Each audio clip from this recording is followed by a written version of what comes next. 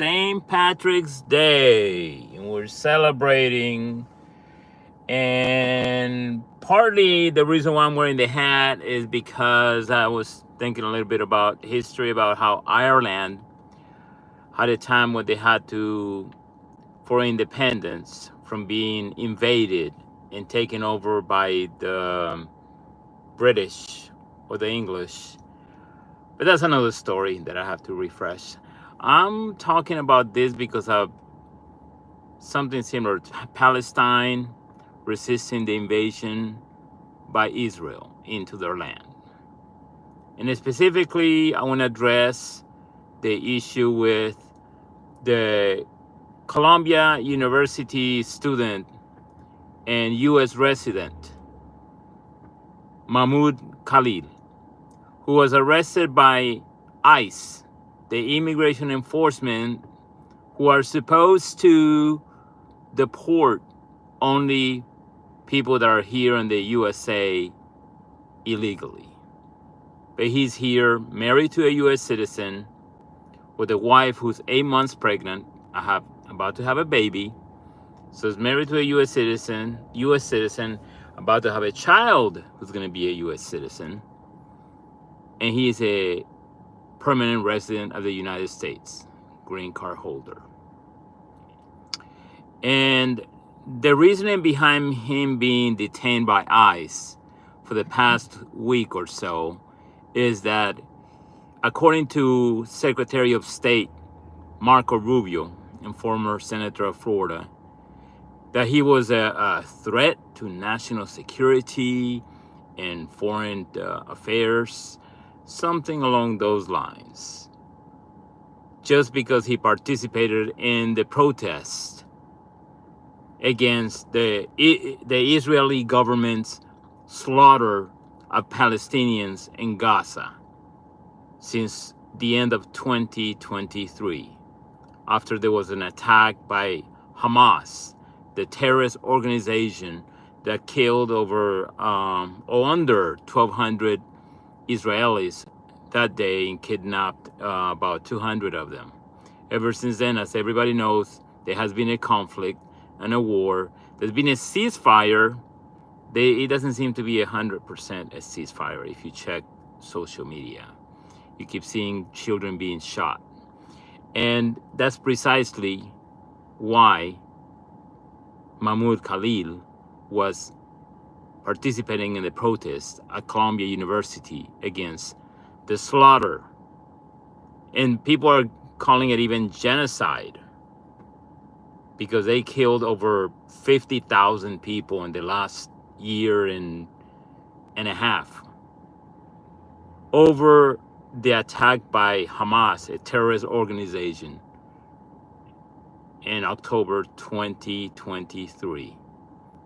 And people seem confused, and some people are being really disingenuous about this, because there is support for the Palestinian innocent people, and there is a support for Hamas, a terrorist organization, like it would be like ISIS or Al Qaeda.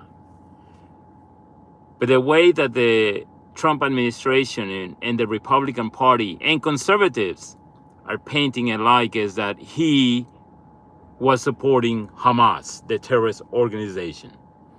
And I even saw some conservative commentators like Megyn Kelly, former anchor and presenter of Fox. You remember her back in 2016 when she drilled Trump back then about being a low character person. But then she seemed to have switched through the last few years, and now she's defending the Trump administration actions and the Republican Party actions, which she did before Trump.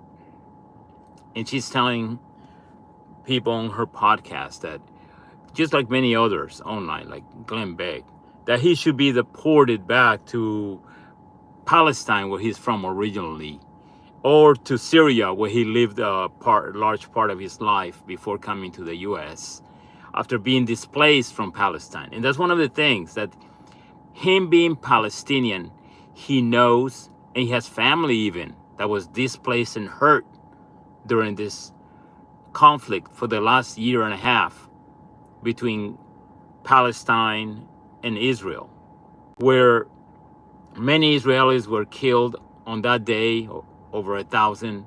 But then since that happened, Israel has killed over 50,000 Palestinians, the large majority of them children and families, innocent people. And that's what he's arguing about. That's what he's protesting about with everyone that participated on those protests. Nobody's trying to be anti-Semitic or anti-Jewish.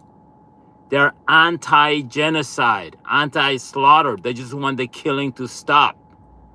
And people don't seem to understand that.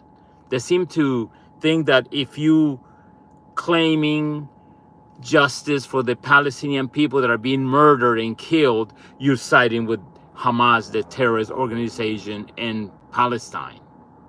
And I gave an example in the past. It's like when you have gangs in urban areas around the US, like in LA, which is considered one of the cities with the largest gangs in the US. Imagine if the mayor or the governor decided to shut down the area where those gangs reside in South Central LA.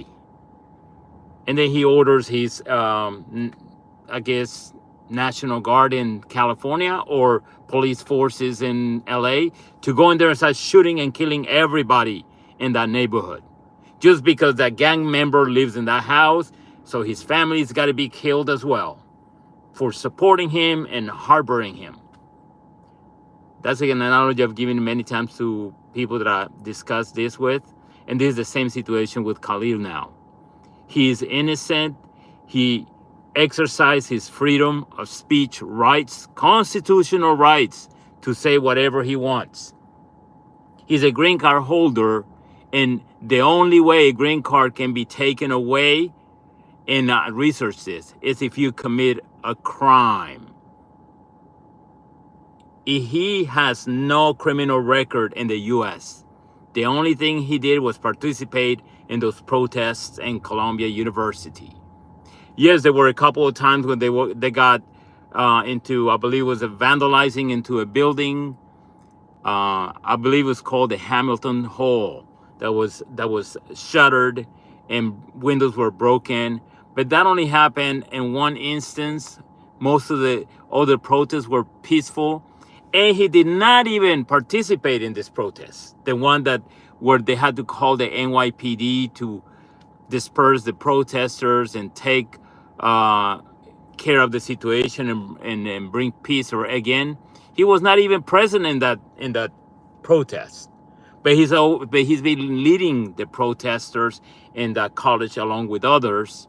And he has been negotiating had been negotiating with the university, like many universities do in the US, where they receive funds from Israel for programs. And they were asking the university to divest your money from Israel. Just like colleges around the US, they were telling universities, stop taking money from Israel. They're slaughtering innocent children and families in Palestine, and you're doing nothing about it. The US is doing nothing about it. They're giving them weapons to help them kill those people. Stop that. And they said, we need to have protests because people are being slaughtered in the Middle East every day, unjustly. There were videos on social media. Everybody saw that. It was awful. And he took a stand and said, no more of this, especially him being Palestinian. I'm sure he has family members that are affected by that.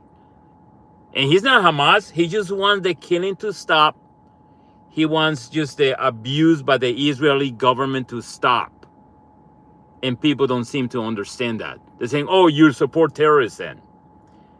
That's a manipulation that has been going on for years. That if you defend the Palestinian people, then you're with the Hamas terrorist organization. And that is completely false. Anyway, I just wanted to share that. I hope you are having a good St. Patty's Day. Till next time. Hasta la vista.